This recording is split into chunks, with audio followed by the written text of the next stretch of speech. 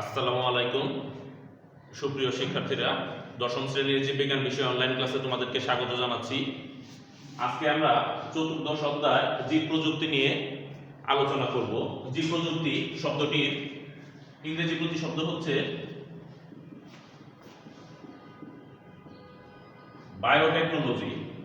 Biotechnology শব্দটি এসেছে দুটি শব্দ থেকে। শব্দ দুটি হচ্ছে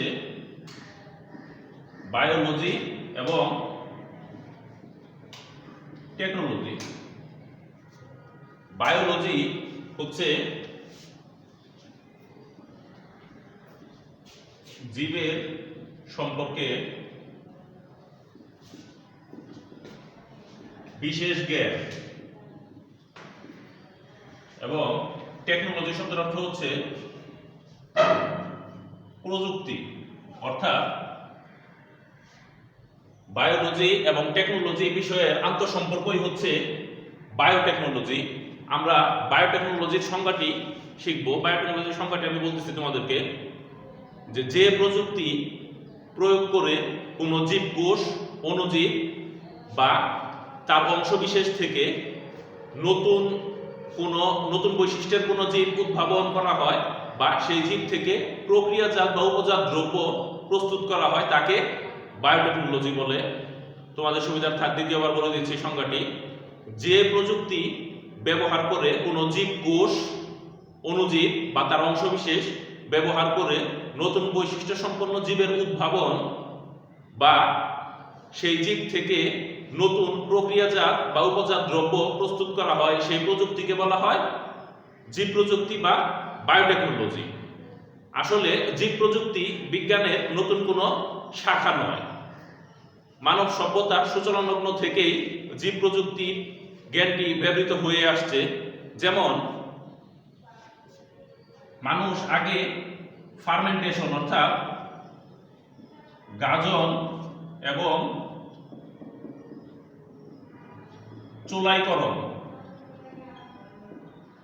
প্রক্রিয়া ব্যবহার করত। এটি গাজন এবং চোলাইকরণ প্রক্রিয়াটি মানুষেরা প্রায়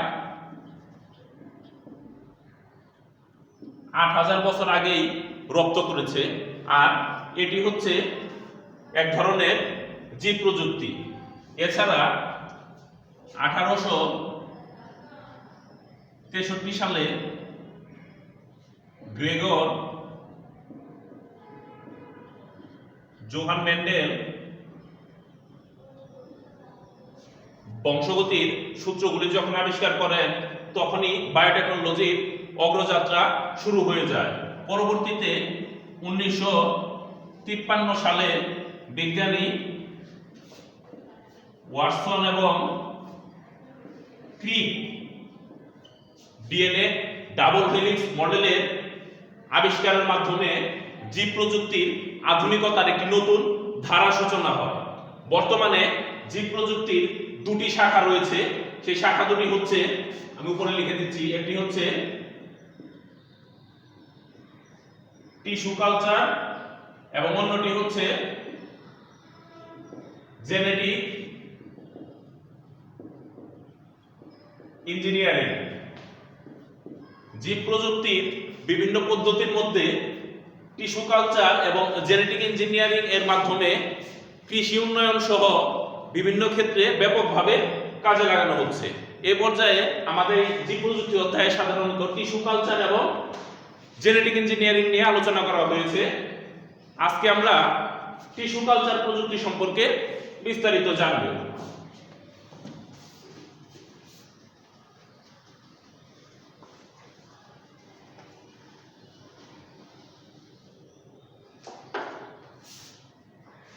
আমরা লিখে নিচ্ছি টিস্যু কালচার, যেহেতু আমরা টিস্যু কালচার আলোচনা করব।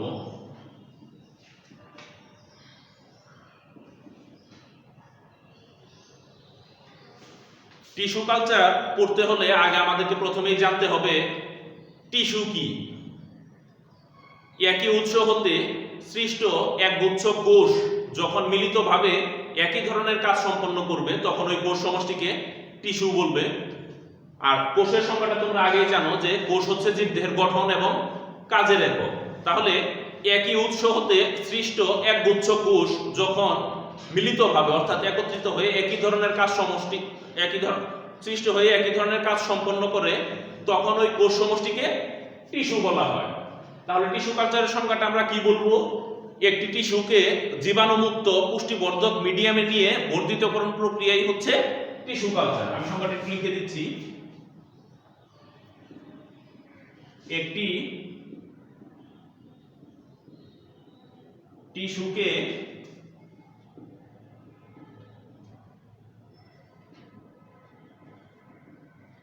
জীবাণুমুক্ত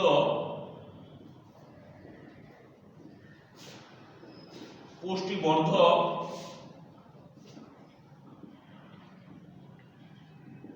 মিডিয়ামে নিয়ে বর্ধিতকরণ প্রক্রিয়া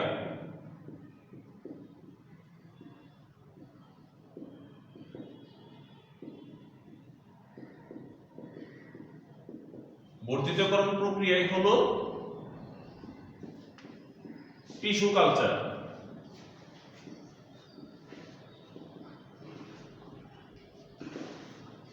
অর্থাৎ একটি টিস্যুকে জীবাণুমুক্ত পুষ্টিবর্ধক আবাদ মাধ্যম বা মিডিয়ামে নিয়ে এর সংখ্যাকে বাড়ানোর যে প্রক্রিয়া, তাকেই বলা হচ্ছে টিস্যু কালচার। টিস্যু কালচারের জন্য উদ্ভিদের যে অংশ পৃথক করে নিয়ে কাজ করা হয় তাকে বলা হয় এক্সপ্লান্ট। পরীক্ষাতে মাঝে মাঝে সৃজনশীল প্রশ্নের ক নঙে আসে এক্সপ্লান্ট কি, তখন আমাদেরকে খাতায় লিখতে হবে টিস্যু কালচারের জন্য উদ্ভিদের যে অংশ পৃথক করে নিয়ে কাজ করা হয় তাকে বলা হয় এক্সপ্লান্ট। এক্সপ্লান্ট হিসেবে একটি গাছের পরাগরেণু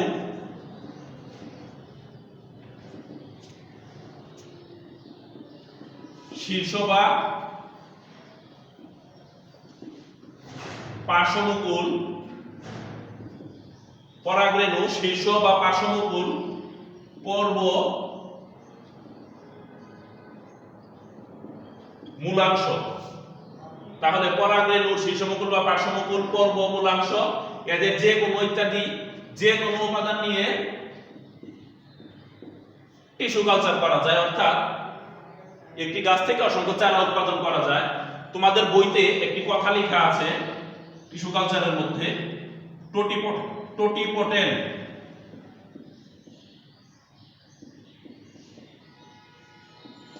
টোটিপোটেন্ট কোষ। যে টোটিপোটেন্ট কোষ কি, টোটিপোটেন্ট কোষ কি বা টোটিপোটেন্ট কোষ কাকে বলে? যে কোষ নিজের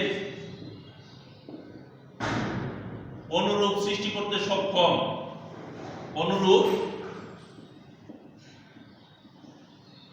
যে কোষ নিজের অনুরূপ সৃষ্টি করতে সক্ষম তাকে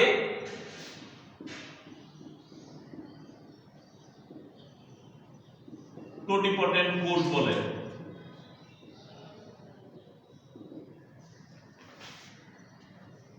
তাহলে আমরা টিস্যু কালচার, এক্সপ্লান্ট এবং টোটিপোটেন্ট কোষ সম্পর্কে জানলাম।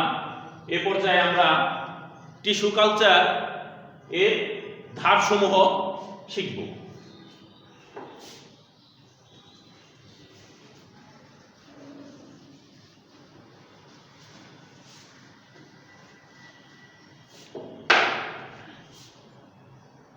আমরা শিরোনামটা দিয়ে নিচ্ছি।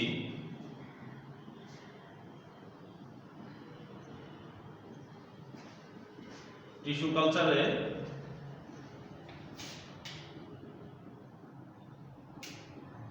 ধাপসমূহ। প্রথমেই হচ্ছে মাতৃ উদ্ভিদ নির্বাচন। মাতৃ উদ্ভিদ নির্বাচন, মাতৃ উদ্ভিদ কাকে বলা হবে? যে উদ্ভিদ থেকে এক্সপ্লান্ট সংগ্রহ করা হবে তাকে বলা হবে মাতৃ উদ্ভিদ। মাতৃ উদ্ভিদ অবশ্যই রোগমুক্ত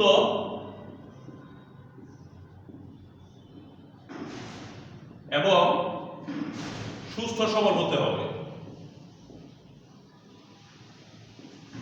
তাহলে আমরা রোগমুক্ত সুস্থ সবল এবং একটি মধ্যবয়সী গাছকে মাতৃ উদ্ভিদ হিসেবে নির্বাচন করব। মাতৃ উদ্ভিদ নির্বাচনের পরে দ্বিতীয় ধাপ হচ্ছে আবাদ মাধ্যম তৈরি। আবাদ মাধ্যম তৈরি হচ্ছে কালচার মিডিয়াম তৈরি। কালচার মিডিয়ামটা আমরা কিভাবে তৈরি করব? উদ্ভিদের জন্য প্রয়োজনীয় অত্যাবশ্যকীয়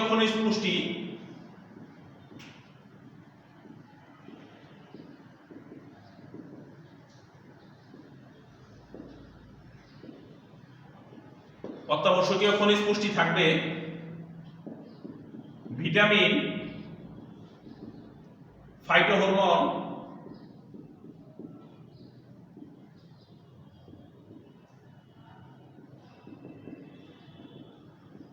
সুক্রোজ, এই সকল উপাদান দিয়ে আমরা একটি আবাদ মাধ্যম তৈরি করব। তবে এভাবে তৈরি কিন্তু আবাদ মাধ্যমটি সাধারণত তরল প্রকারের হয়ে থাকে। তাই আবাদ মাধ্যমটিকে সেমি সলিড করার জন্য আমরা, সেমি সলিড মানে হচ্ছে প্রায় কঠিন, সেমি সলিড করার জন্য আমরা এগার যোগ করব। কারণ আমরা যদি তরল আবাদ মাধ্যমের উপর এক্সপ্লান্ট স্থাপন করি তাহলে সেটি কনিক্যাল ফ্লাক্স বা টেস্ট টিউবের কিনারায় লেগে যেতে পারে, তখন সেখানে কোষ বিভাজন বাধাপ্রাপ্ত হবে। এজন্য আমরা এগার যোগ করে আবাদ মাধ্যমটিকে সেমি সলিড করে নিব। অর্থাৎ তাহলে এটি কিসের মতো হবে? জেলির মতো হবে। আমরা যে ব্রেডের সাথে জেলি খাই, এগার যোগ করার পর আবাদ মাধ্যমটি জেলির মতো হয়ে যাবে। তাহলে এক্সপ্লান্ট আমরা যেখানে স্থাপন করব এক্সপ্লান্ট সেখানেই অবস্থান করবে। এগার যোগ করার পর আমাদের আবাদ মাধ্যম তৈরি হয়ে গেল। আর অত্যাবশ্যকীয় খনিজ পুষ্টির কথা বলা হয়েছে। অত্যাবশ্যকীয় খনিজ পুষ্টির মধ্যে রয়েছে বৃহত্তর পুষ্টি উপাদান এবং ক্ষুদ্রতর পুষ্টি উপাদান। বৃহত্তর পুষ্টি উপাদান হচ্ছে 10টি এবং ক্ষুদ্রতর পুষ্টি উপাদান হচ্ছে 6টি। মোট 16টি অত্যাবশ্যকীয় খনিজ পুষ্টি উপাদান রয়েছে, যেগুলো আমরা পঞ্চম অধ্যায়ে আলোচনা করেছি। এরপর জীবাণুমুক্ত আবাদ মাধ্যম প্রতিষ্ঠা।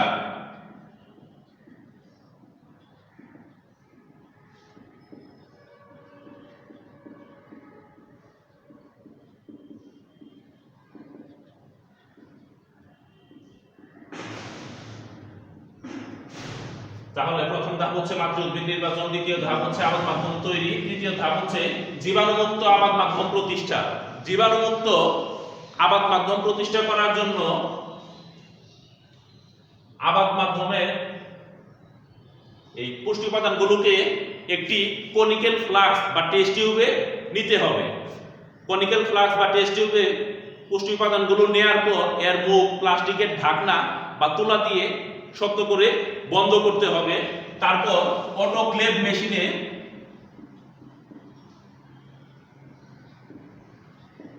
121 ডিগ্রি সেলসিয়াস তাপমাত্রায় 15 পাউন্ড পার স্কয়ার ইঞ্চি চাপে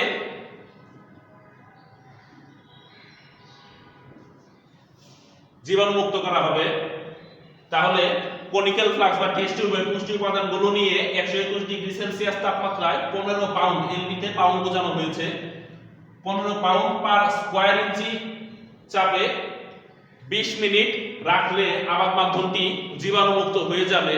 এরপর কনিক্যাল ফ্লাক্স বা টেস্ট টিউবটিকে মুখ বন্ধ অবস্থায় আলো এবং তাপমাত্রা নিয়ন্ত্রিত কক্ষে রেখে দিতে হবে। সেখানে রেখে দিলে এক্সপ্লান্ট, অর্থাৎ আমরা যে এক্সপ্লান্ট নিয়েছি সেই এক্সপ্লান্টটি বিভাজিত হয়ে অসংখ্য কেলাস তৈরি করবে। অসংখ্য কেলাস তৈরি করবে। সেই কেলাসগুলো বিভাজিত হয়ে একাধিক অণুচারা তৈরি হবে। এখন আমাদেরকে মূল উৎপাদক মাধ্যমে স্থানান্তর করতে হবে।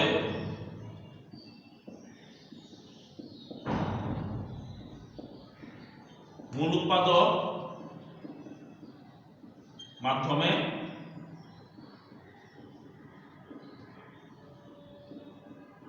স্থানান্তর। তাহলে এই প্রক্রিয়ায় উৎপন্ন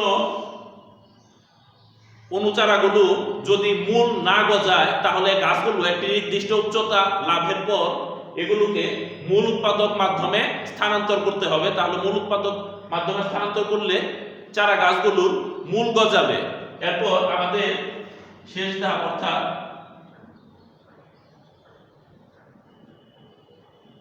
প্রাকৃতিক পরিবেশ তথা